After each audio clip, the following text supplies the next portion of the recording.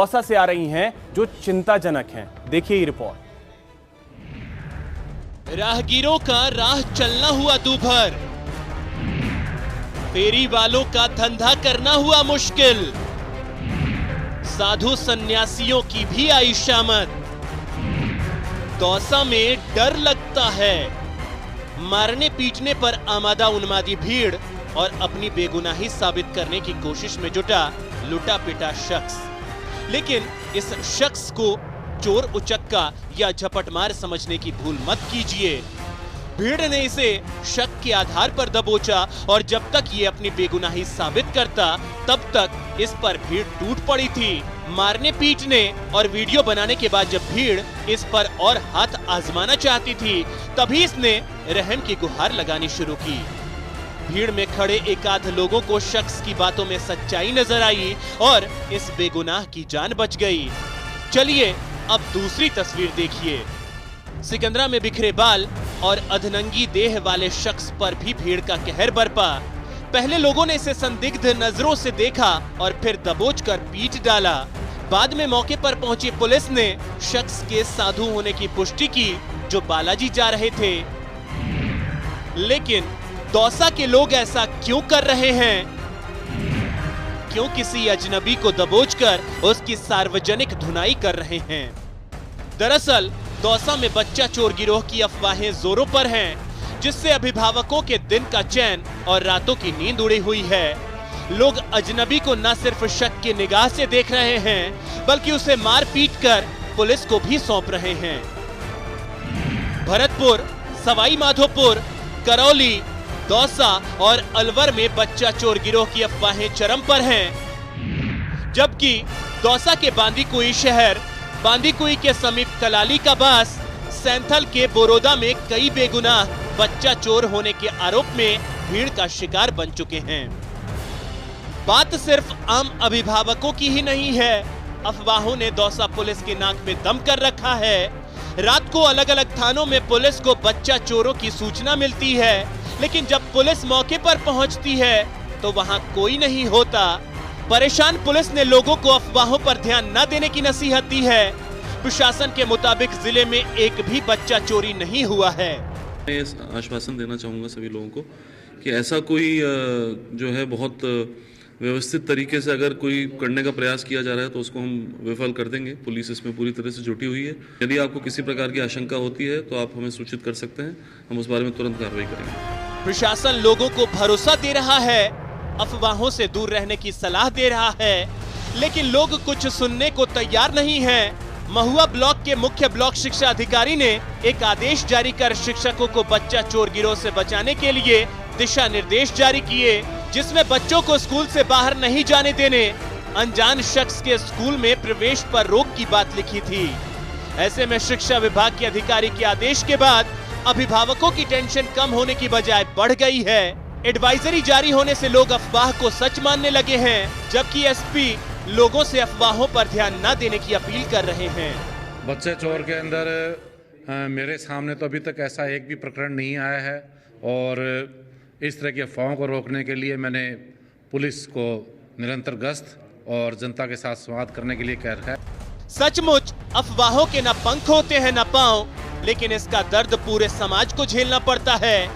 इसलिए न्यूज़ 18 राजस्थान लोगों को अफवाहों पर ध्यान न देने की अपील करता है। न्यूज़ 18 राजस्थान के लिए दौसा से आशीष शर्मा की रिपोर्ट। तो न्यूज़ 18 भी आपसे अपील करता है कि अफवाहों पर बिल्कुल भी ध्यान न दें। साथ ही आपको बताते हैं कि राष्ट्रीय गरिमा अभियान के बैनर तले तकरीबन 1500 दुष्कर्म पीड़ित महिलाओं ने सुप्रीम कोर्ट से गुहार लगाई है और अपने लिए इंसाफ की मांग की है। दुष्कर्म पीड़ितों की पुकार। जो बासरा समुदाय है जिसमें 10-12 साल की लड़कियों को देह व्यापार में डाला जाता है। कानून पे कड़ी से कड़ी करी जाए, कड़ो कानून करो जाए, जब तक बच्चियों के साथ या महिलाओं के साथ में ऐसी घटना नहीं घटने चाहिए। देश की सबसे बड़ी अदालत से गुहार।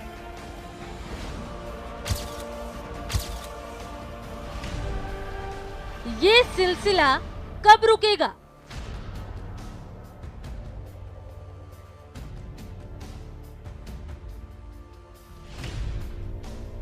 कब थमेगा अत्याचार?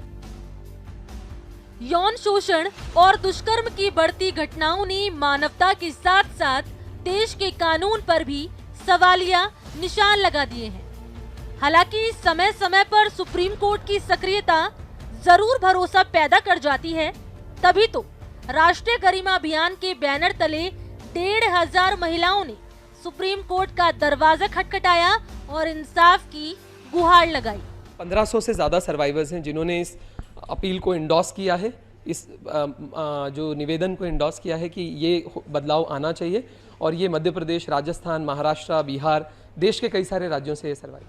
राष्ट्रीय गरिमा अभियान के संयोजक आसिफ शेख ने दुष्कर्म मामलों की जांच का पैटर्न बदलने के साथ साथ इसमें त्वरित निस्तारण की मांग की। ग्राउंड में काम कर रहे हैं, गाँव में काम कर रहे हैं, वहाँ ये देखने में आया है कि न्याय एक चीज़ है, लेकिन न्याय उनको तब मिलेगा जब 2 फिंगर टेस्ट की प्रैक्टिस बंद होगी। बड़े पैमाने पे अभी बच्चों के साथ 2 फिंगर टेस्ट रेप की घटना के बाद होता है। कई सारे मामलों में हमने ये भी देखा है कि जहाँ बच्चों के साथ बलात्कार की घटनाएं हुई हैं, वहाँ पे उनको कंपनसेशन नहीं मिल पाता है। इवन उस केसेस में निर्णय आ गया है कोर्ट का कि दोषी अपराधी सिद्ध हो गया है, लेकिन फिर भी उनको न्याय वहाँ नहीं मिल रहा। पीड़ितों को इंसाफ दिलाने की मुहिम में शामिल राजस्थान की भवरी देवी का मानना है कि पीड़ितों को पूरी मजबूती के साथ अपनी लड़ाई लड़नी चाहिए। उन्होंने केंद्र सरकार से सभी राज्यों में काउंसलर नियुक्त करने के निर्देश देने की अपील की है। वहीं दुष्कर्म पीड़ितों का कहना है कि आरोपी तो शान से घूमते हैं और उन्हें समाज का तिरस्कार झेलना पड़ता है। कि लड़ाई लड़नी चाहिए, चुप न बैठना चाहिए। हमारी बेटियों के साथ में कोई के साथ में जाओ और वहाँ हर जानो देना चाहिए सरकार। वो औरतों से भी चाबड़ी कोड़ कमा पर जाएगी, अत्याचार है गयो तो कोई यहाँ खबे मुंडो दखबला करे, मुंडा दखबला मैं कहीं अत्याचार कर दियो, अत्याचार वो दुष्टि करे जो वहाँ न मुंडो दखबला लगना। दुष्कर्म के मामलों में कानूनी प्रक्रिया की सुस्त रफ्तार का अंदाजा इस बात से लगाया जा सकता है कि इस साल जनवरी से जून तक 24,212 मामलों में सिर्फ 911 मामलों में ही अदालती कार्रवाई हुई है। देश में लगातार महिलाओं के साथ यौन उत्पीड़न के मामले बढ़ते जा रहे हैं। कहने को तो कानून पर कानून बनाए जा रहे हैं, लेकिन इसका इम्प्लीमेंट उतना होता नजर नहीं आ रहा। इसी को देखते हुए करीबन 1500 रेप विक्टिम महिलाओं ने आज सुप्रीम कोर्ट में एक याचिका दाखिल की है और सरकार से एक बार फिर गुहार लगाई है कि जिस तरीके से कानून बनाए जा रहे हैं उनका सख्ती से पालन हो ताकि उन्हें सही मायने में न्याय मिल सके। कैमरा पर्सन गौरव सक्सेना के साथ मैं रचना, न्यूज़ 18 दिल्ली। तो देखा आपने, इन महिलाओं ने गुहार लगाई है सुप्रीम कोर्ट से। रुख करते हैं अगली खबर की ओर। बात करेंगे न्यूज़ 18 राजस्थान के खबर पे जिस तरीके से असर हुआ है उसकी बात करते हैं। आपको बता दें कि न्यूज़ 18 राजस्थान ने अस्पतालों की हालत को लेकर के प्रमुखता से खबर दिखाई, जिसके बाद स्वास्थ्य राज्य मंत्री सुभाष गर्ग ने न्यूज़ 18 से बात करते हुए यह वादा किया है कि अस्पतालों की स्थिति को सुधारा जाएगा और साथ ही साथ डॉक्टर्स की कमी जो है उसे भी दूर करने की कोशिश की जाएगी। देखिए खास रिपोर्ट। काफी आया है और जब हमने सत्ता संभाली, जो हॉस्पिटल्स हैं, चाहे एसएमएस है, चाहे डिस्ट्रिक्ट हॉस्पिटल्स हैं, उनमें निश्चित रूप से मैं मानता हूँ डॉक्टर्स की कमी है। डॉक्टर्स की पूरे देश में ही कमी है, आप समझ सकते हैं। हाँ। लेकिन डॉक्टर्स की भर्ती का भी इस साल जो है पूरी करके और डॉक्टर्स मुहैया कराए जाएंगे। बीमार अस्पताल, असरदार मुहिम।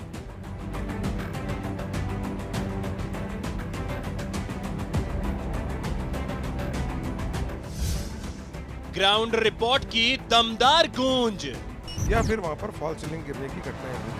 लेकिन गनीमत यह रही है कि आपकी आवाज हमारा मंच। जो आसपास के इलाके में जो लोग रहते हैं उनको भी दूसरे राज्यों में जाना पड़ता है इलाज के लिए। बदलाव काफी आया है। मिलकर हमने दिखाया आईना।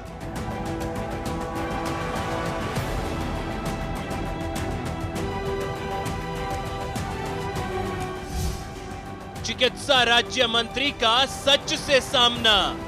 मथुरा दास माथुर अस्पताल में एक हिस्सा गिरा जिसके नीचे गार्ड की मौत हो गई। जब ये बरसात का मौसम होता है पानी भराव छत पर हो जाता है। न्यूज़ 18 की मुहिम। जो रेफर कर दिया जाता है तो क्या ये अपने हिस्से का काम टालने के लिए करते हैं या यूं ही कर रहे हैं? उसको लेकर के सरकार संवेदनशील है, उसकी जांच कराई जा रही है और काफी फर्जीवाड़ा निकल के आया है। जुड़े आप, जुड़ी सरकार। कन्हैया लाल जी एक हमारे दर्शक हैं सूरतगढ़ से जुड़ रहे हैं। जी कन्हैया लाल जी, क्या कहना चाहते हैं आप? अधिकतर पेशेंटों को जो इमरजेंसी आती है उनको रेफर कर दिया जाता है, इसका कारण क्या है? चिकित्सा राज्य मंत्री का न्यूज 18 से वादा।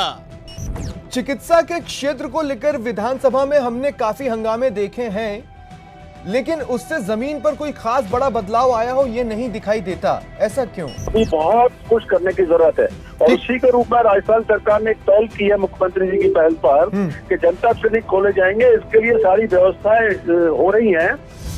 दूर होगी डॉक्टर्स की कमी।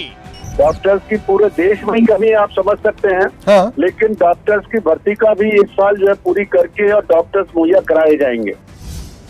दुरुस्त होंगे अस्पताल।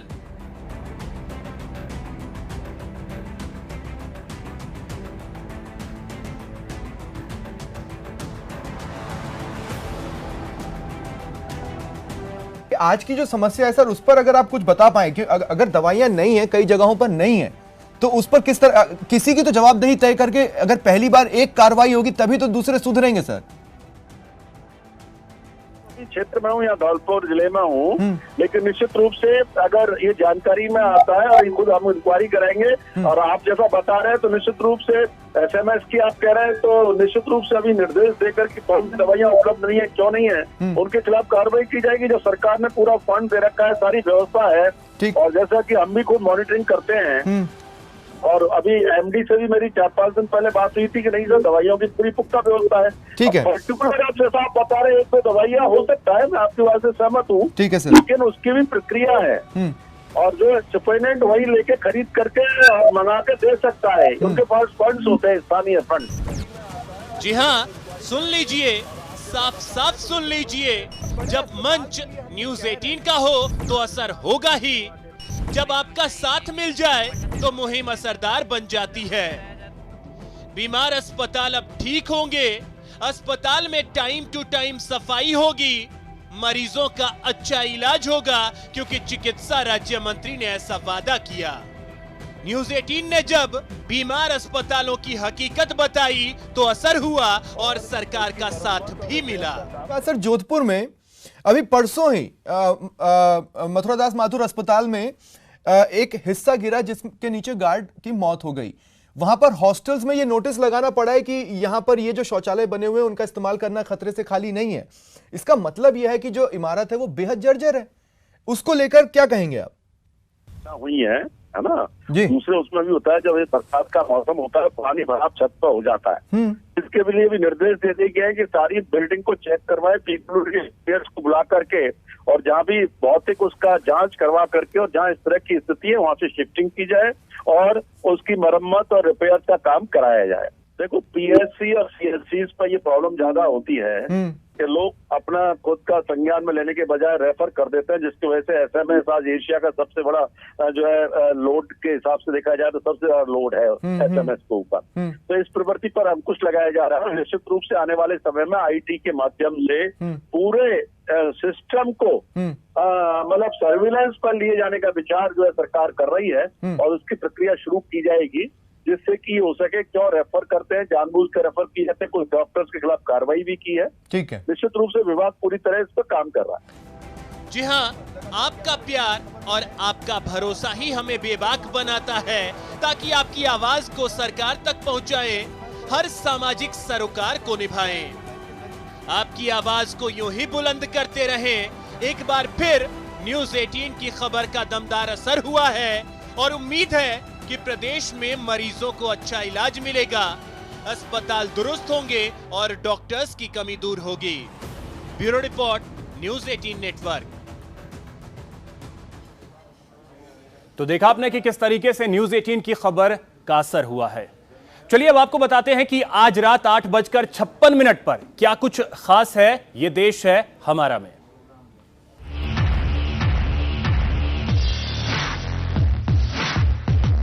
आप देखिए स्टूडियो खचाखच भरा हुआ है, स्टूडियो खचाखच भरा हुआ है। लोग कहां तक खड़े हुए हैं, आज जगह नहीं है यहाँ पर। गुलाम नबी आजाद को देखिए, इन तीनों को बोल रहे हैं ये बिकाऊ है। बिकाऊ तो नहीं है। सर यहाँ पर क्या दम दिखाना है? आपको जितना बोलना बोल लीजिए। आइए बीच में आइए।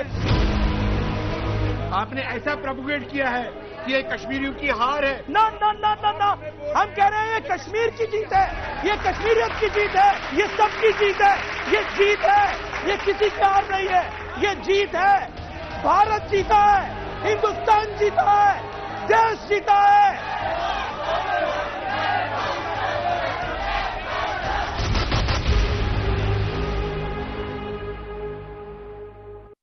के बाद आपका स्वागत है। तो जम्मू कश्मीर से जैसे ही धारा 370 खत्म हुई, उसके बाद कई तरीके की प्रतिक्रियाएं जो हैं वो सामने आ रही हैं। ऐसे में उधमपुर के वरुण का कहना है कि अब प्रदेश के युवाओं को आगे बढ़ने का मौका मिलेगा।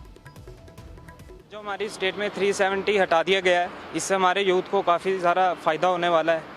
खास करके यूथ को, चाहे वो कश्मीर का है, चाहे वो उधमपुर का है, चाहे वो जम्मू का है, पूरी स्टेट में यूथ को काफ़ी सारा फ़ायदा होने वाला है। कुछ पाने के लिए कुछ इसमें थोड़ा बहुत अगर गंवाना भी पड़ेगा तो उसमें हमें सहयोग करना चाहिए, क्योंकि हमें इसका कहीं ना कहीं लाभ ही होने वाला है, नुकसान तो बहुत कम होगा। तो ये तो बात हुई उधमपुर के वरुण की, लेकिन आज शाम 7:56 पर देखिए कि और भी लद्दाख और जम्मू कश्मीर के लोगों का क्या कहना है। चलिए अब आपको बताते हैं कि प्रदेश में अलग अलग हिस्सों में किस तरीके से आज जमकर विरोध और प्रदर्शन का दौर देखने को मिला। 5 तस्वीरों के जरिए हम आपको बता रहे हैं जयपुर, उदयपुर, श्रीगंगानगर, उदयपुर और श्रीगंगानगर, जहां पर जमकर आज हंगामा हुआ है। आपको बता दें कि राजधानी जयपुर में एबीवीपी ने प्रदर्शन किया, सिंडिकेट बैठक चल रही थी, इसी दौरान वहां प्रदर्शन उन्होंने किया। उधर उदयपुर में मीरा कन्या कॉलेज में भूख हड़ताल पर बैठी छात्राओं की हालत बिगड़ गई। छात्राओं को आनन फानन में अस्पताल में भर्ती कराया गया, जबकि श्रीगंगानगर में नगरपालिका की बैठक हंगामे की भेंट चढ़ गई। यह हंगामा विधायक राम प्रताप कासनिया के सामने हुआ। वहीं उदयपुर में नगर निगम की कार्रवाई के विरोध में व्यापारियों ने हंगामा किया।